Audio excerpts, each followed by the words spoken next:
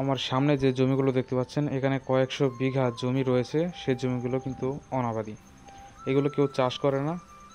মাঠের পরে মাঠ পড়ে রয়েছে এভাবে, এগুলো চাষবাস করার কোনো মানুষ নেই। পাশে দেখতে পাচ্ছেন রয়েছে একটি নদী। এই নদীতে এই নদীর কারণে এই আশেপাশের এলাকাগুলোতে চাষ করা যায় না। সো কী কারণে চাষ করা যায় না, চলুন জানা যাক।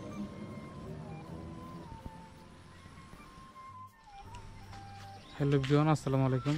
স্বাগত জানাচ্ছি নতুন একটি পর্বে। আমার পিছনে আপনারা যে জমিগুলো দেখতে পাচ্ছেন, এখানে কয়েকশো বিঘা জমি আছে। সেগুলো এখন অনাবাদি জমি। অনাবাদি হওয়ার একটা কারণ রয়েছে, সেটা বলতেছি। কারণ এখানে এই জমিগুলোতে যখন বর্ষার সিজনে এগুলোতে কোনো চাষবাস করা যায় না। কারণ বর্ষার সিজনে যে কোনো সময় বৃষ্টি হলে এই যে জমিগুলো দেখতে পাচ্ছেন, এগুলো সব পানির নিচে তলিয়ে যায়। সো এই কারণে এখানে এক সিজনে যে কোনো সবজি বা ধান ফসল আবাদ করা যায়। প্রিয় দর্শক, মাঠের পরে মাঠ এভাবেই পড়ে রয়েছে ধান ক্ষেত। দেখতে অনেক সুন্দর হলেও এক সিজনই এখানে যে কোনো সবজি অথবা ধান বা যে কোনো ফসল আবাদ করা যায়। সামনে যে নদীটা দেখছেন, বর্ষার সময় এই নদীর পানি এই পুরো এলাকা তলিয়ে যায়, যার কারণে এই এলাকার মানুষ একবারই এখানে ধান চাষ করতে পারে। এবং রাঙামাটির আগে আপনার পড়বে নানিয়ারচর।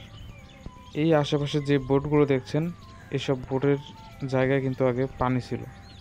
পানি শুকিয়ে যাওয়ার কারণে বোটগুলো যেখানকার বোট সেখানেই রয়েছে এবং পানি আস্তে আস্তে নিচে এসে পড়েছে।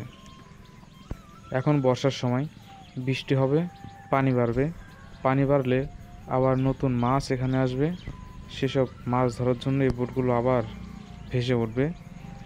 জেলেরা বোটগুলো ব্যবহার করবে মাছ ধরার জন্য।